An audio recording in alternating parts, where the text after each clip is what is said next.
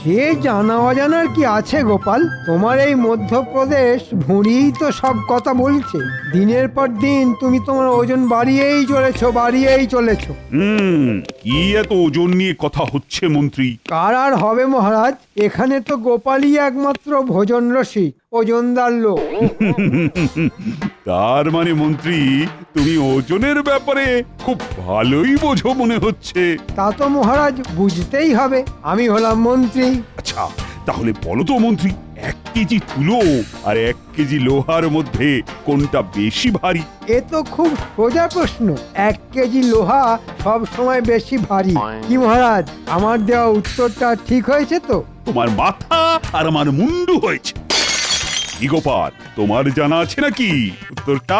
তা কেন জানবো না মহারাজ, দুটোই সমান ভারী, কারণ আপনি দুটোরই পরিমাণ 1 কেজি বলে দিয়েছেন, তাই দুটোই সমান ভারী হবে। চমৎকার গোপাল, চমৎকার।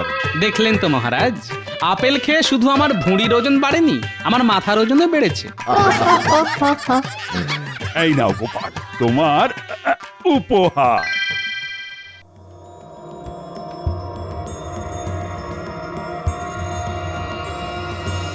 কি গো, তখন থেকে তুমি এপাশ আর ওপাশ করছো কেন বলো তো?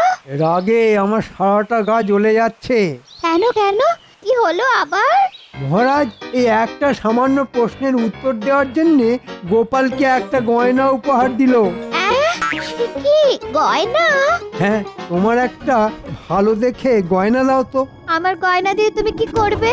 এই দাও দাও, আমার মাথায় এমন একটা বুদ্ধি এসেছে যাতে এবার গোপালের মহারাজের কাছ থেকে উপহার পাওয়া তো দূরের কথা, রাজসভাতেও আসা বন্ধ হয়ে যাবে। তুমি আমাকে এখন একটা গয়না দাও, কালকে দুপুরের মধ্যে তোমার গয়না তুমি ফেরত পেয়ে যাবে। তোমাকে শুধু আমি যেরকম বলছি তুমি সেরকম করবে। আচ্ছা ঠিক আছে, ঠিক আছে।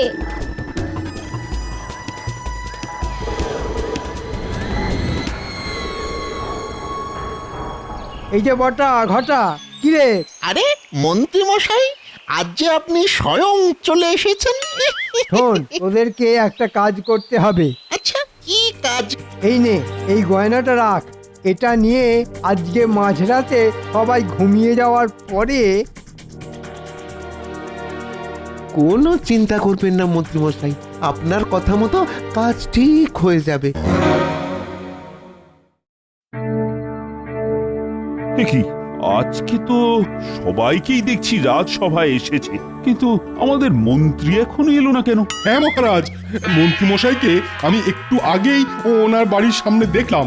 উনি দরজার সামনে দাঁড়িয়ে আছেন আর ওনার স্ত্রী হাউ হাউ করে কাঁদছেন। এত কাঁদছেন যে একটু পরে মনে হচ্ছে আমাদের রাজ্যটা জলে ভেসে যাবে। হ্যাঁ, সে কি বলছো সেনাপতি? হ্যাঁ মহারাজ, সত্যি বলছি। চলো তো সবাই গিয়ে দেখি ব্যাপারটা কি হয়েছে।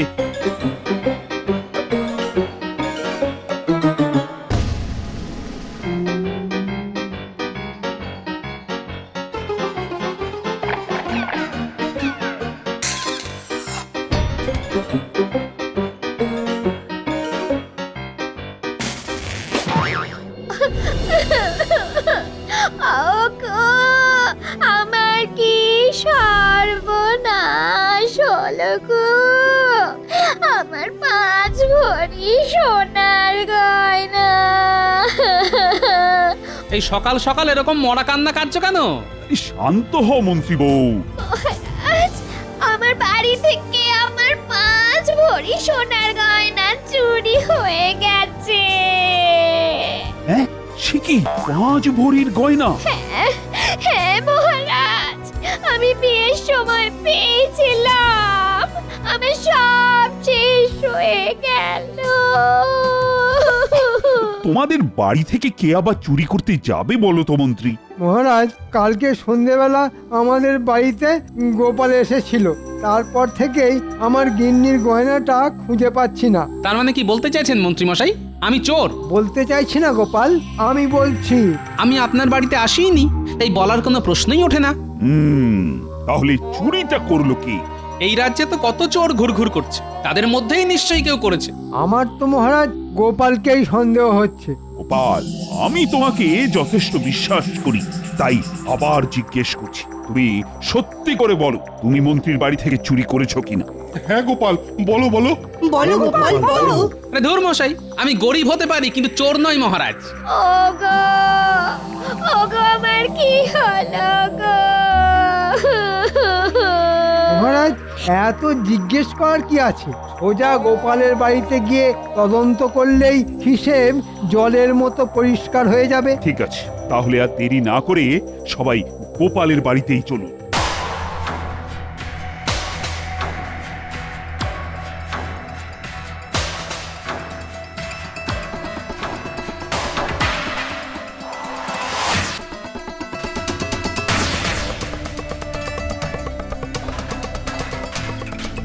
কি কি কি আপনারা আমার ঘরে এইরকম ভাবে সব কিছু লন্ডভন্ড করছেন কেন? মন্ত্রী মশাই, সব কিছুর একটা সীমা আছে কিন্তু। মহারাজ, আপনি কিছু বলুন।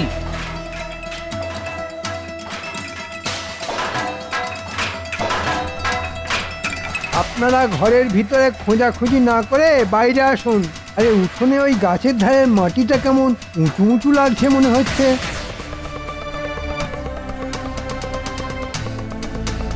তাহলে এটা খুঁড়ে দেখুন তো। যেখানে দেখবে মাটি খুঁড়ে খুঁড়ে দেখো, সেটি পেলেও পেতে পারো। 5 ভরি সোনার হার। এই তো আমার সোনার হার। এই তো এই তো এই তো এই তো আমার গিন্নির সোনার গয়না। হ্যাঁ, শেষে গোপাল করলো চুরি। ছি ছি ছি ছি গোপাল, ছি, তুমি এত নীচ কাজ করতে পারবে আমি স্বপ্নেও ভাবিনি। এই জঘন্য অপরাধের জন্য তোমাকে আমি আগামী 1 মাস এই রাজসভা থেকে বহিষ্কার করলাম। এরকম করবেন না মহারাজ, আমি না খেতে পেয়ে মরে যাব। ও মহারাজ, আপনি এরকম করবেন না মহারাজ, করবেন না। মহারাজ মহারাজ, আমি কোনো অপরাধ করিনি। এই সব কিছু মন্ত্রীর চক্রান্ত। আমি কোনো কথা শুনতে চাই না। না না না না না, আগামী 1 সপ্তাহ যেন তোমার মুখ না দেখি। চলো চলো তো সবাই।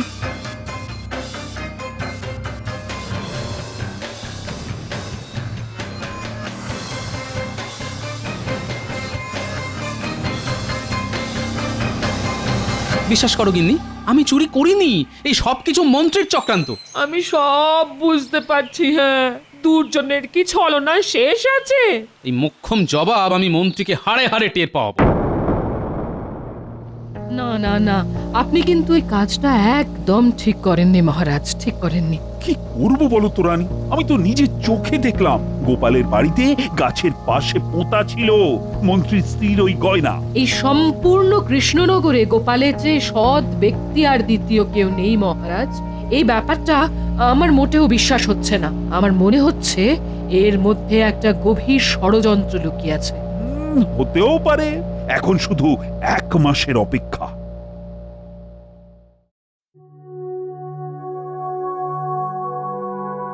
কি মহারাজ, আপনি এরকম মনমরা হয়ে বসে আছেন কেন? কি আর করব বলো, আজ 1 মাস হয়ে গেল, গোপালও নেই আর রাজসভায় হাসিও নেই। চলে এসেছি। 1 মাস খেয়ে না খেয়ে থেকেছি, কিন্তু আমি বেঁচে আছি। আপনারা সবাই ভালো আছেন তো? এই এই এই এই এই এই তোমার কথাই আলোচনা হচ্ছিল গোপাল। দেখুন মহারাজ, আমি আগেও বলেছি, এখনো বলছি, আমি কিন্তু অপরাধ করিনি। অপরাধ করনি মানে? সেদিন যে দিনের বেলা প্রকাশ্য সূর্যের আলোয় আমরা যেটা দেখলাম সেটা কি মিথ্যে? আপনার কথায় সেটা দেখলাম না দেখানো হলো? আমি নিজে তো জানি পুরো ঘটনাটা আমাকে ফাঁসানোর জন্য আপনার পূর্ব পরিকল্পনা। কি বলতে চাইছো কি গোপাল? আচ্ছা আচ্ছা, ঠিক আছে ঠিক আছে, চিৎকার চেঁচামেচি অনেক হয়েছে, এবার আমার একটা কথা বলার আছে। কি কথা মহারাজ? আগামী সপ্তাহে আমাদের রাজবাড়ির মাঠে একটা মেলা হবে। মেলা? কিসের মেলা মহারাজ? মজার মেলা, চারিদিকে খাবারের দোকান, রকমারির দোকান, আর মেলার মাঝ প্রাঙ্গণে একটা বড় বেদি হবে। সেখানে তোমরা সবাই কিছু না কিছু মজার কাজ করে দেখাবে। এবার তোমরা বলো কে কি কি করবে? আমি মজার কবিতা বলবো মহারাজ। আমি মহারাজ সুস্থ মানুষকে পাগল বানিয়ে দেখাবো। কি যাতা কথা বলছো বলো তো গোপাল, কি কখনো হতেই পারে? সেটা না হয় মেলার দিনই মিলিয়ে নেবেন, আমি পারি কি পারি না। বেশ, তুমি যদি এই কাজটা করে দেখাতে পারো তাহলে তোমাকে 50 মোহর উপহার দেব। ঠিক আছে মহারাজ।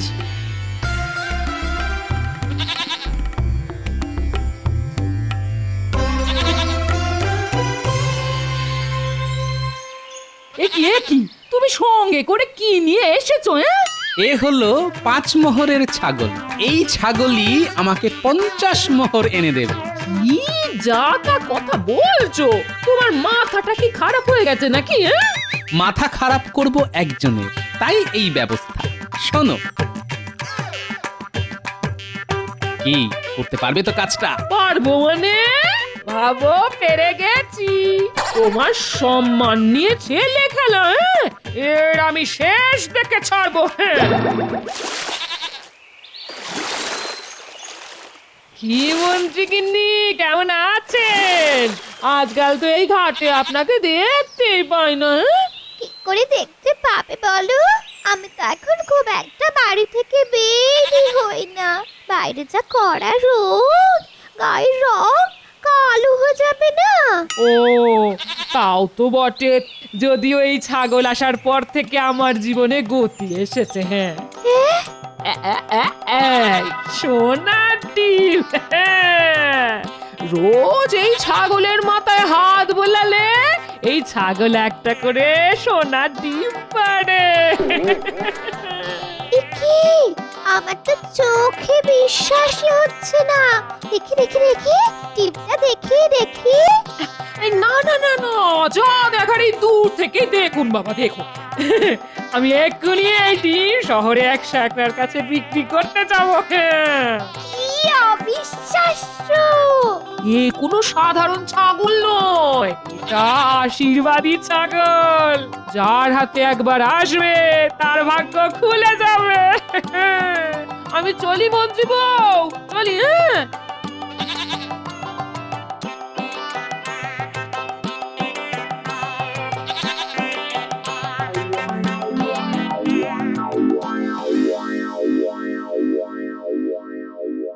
সেই কখন জল আনতে গেছো, এদিকে ফেরার নামগন্ধ নেই।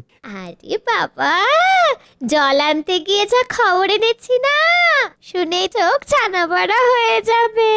কি বলতে চাইছো বলো তো, একটু খোলসা করে বলবে।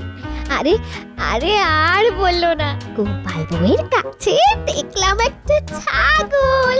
ছাগল তো কি হয়েছে, এমন করছো যেন বাঘ নিয়ে ঘোরাঘুরি করছে। আরে বাবা, এই ছাগল যে সে ছাগল না, এই ছাগল হলো সোনা ডিম পাড়া ছাগল। হ্যাঁ, সে কি সোনার ডিম পাড়া ছাগল?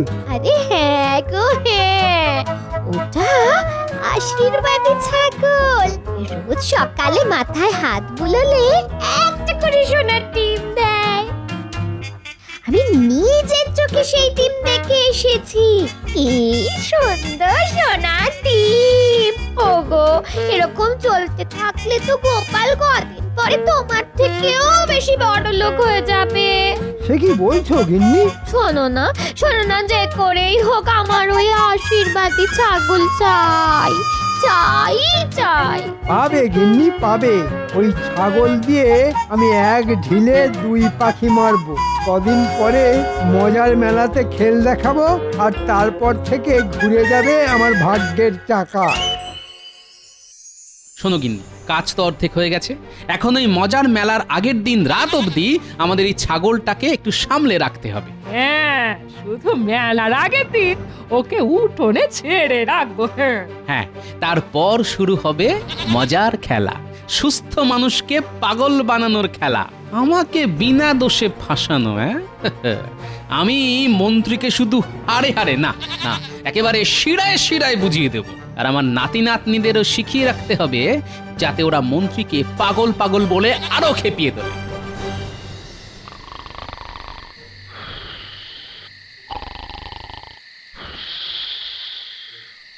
ঘটা, খুব সাবধানে কাজ করতে হবে কিন্তু।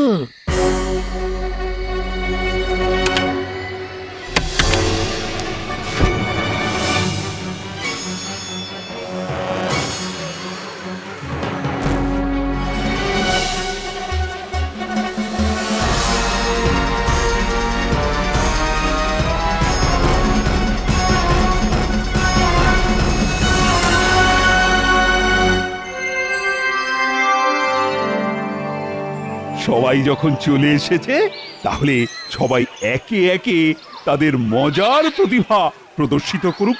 শোনো শোনো শোনো, শুরু হতে চলেছে মজার মেলার মজার প্রতিযোগিতা। সবাই হাততালি। সবার প্রথমে মজার প্রতিভা দেখাবেন আমাদের বিজ্ঞানী।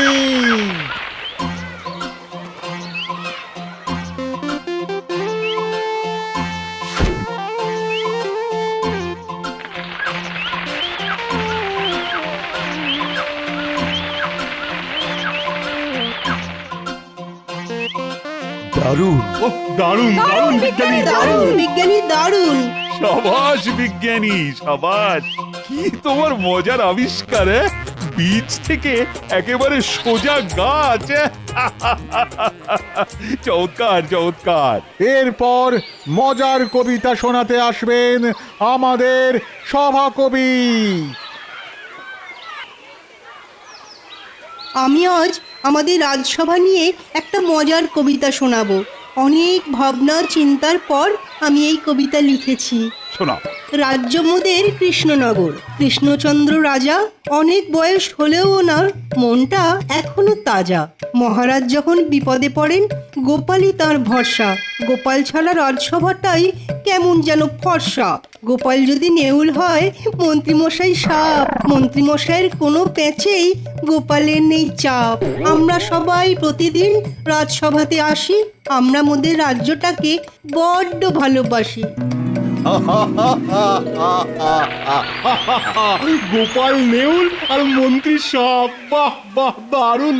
সাবাস সভাকবি, তুই তো একেবারে জমিয়ে দিয়েছো।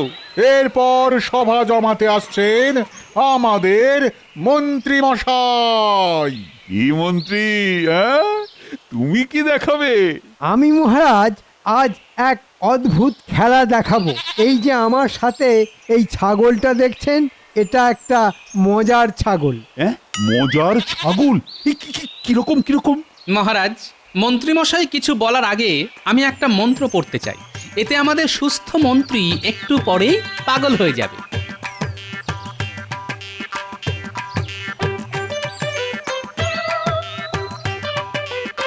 নমস্য গিলি গিলি চিং বিচিং বিচিং ফাক ফকাশ ফকাশ ফু ফু।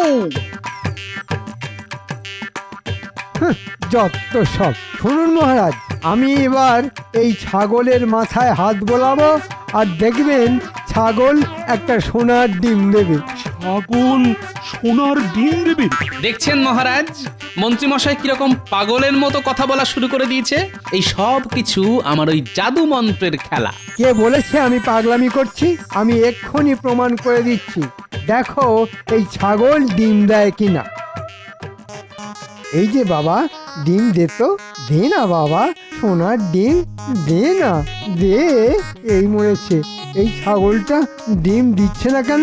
এ কি মন্ত্রী মশাই, কি আজে বাজে কথা বলছেন? আপনি খুব দুষ্টু। এই তখন থেকে তোকে বলছি সোনার ডিম দে। ওরে দে না বাবা, রোজ সকালে তো মাথায় হাত বোলারে দিস, আজকেও দে না। মহারাজ, মন্ত্রীমশাইয়ের কথায় কিন্তু অনেক অসঙ্গতি দেখা দিচ্ছে। দেখুন মহারাজ, এই শেষবারের মতো বলছি, ডিম দে, দে, সোনার ডিম দে।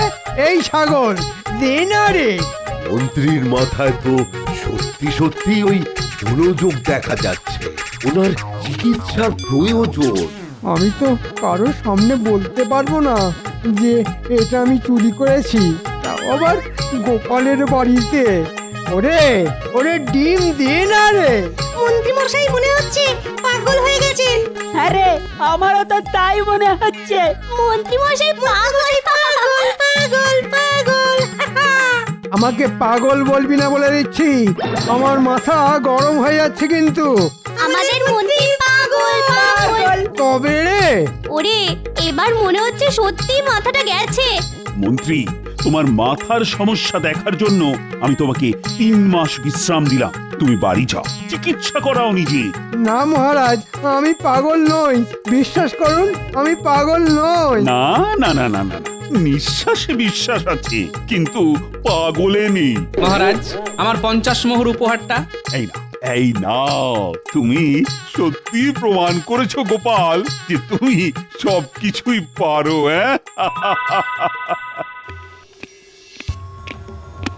দূর দূর, এখন 3 মাস বাড়ি বসে থাকো। 3 মাস বেতন পাবো না, এ নিশ্চয়ই গোপালের কোনো চাল। ঠিকই ধরেছেন মন্ত্রী মশাই, আমার চাল। আমি জানতাম আপনি এবং আপনার গিন্নি আমার পাতা ফাঁদে পা দেবেন, তাই এটা করেছি। আমি বিনা দোষে 1 মাস বাড়ি বসেছিলাম, আর এখন আপনি 3 মাস বসে থাকুন। গোপাল লক্ষ্মীটি, তুমি আমাকে বাঁচাও ভাই।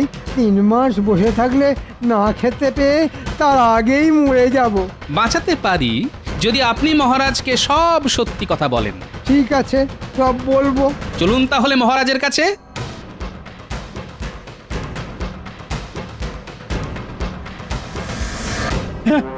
সে কি মন্ত্রী, তুমি গোপালকে এভাবে ফাঁসিয়েছো? আর আমি নিরপরাধ গোপালকে শাস্তি দিয়েছি? হ্যাঁ মহারাজ, আমি 1 মাস দাঁতে দাঁত চিপে বসেছিলাম। মন্ত্রী, তোমাকে আমি রাজসভা থেকে সারা জীবনের জন্য বরখাস্ত করলাম। যাও, যাও, তুমি বেরিয়ে যাও।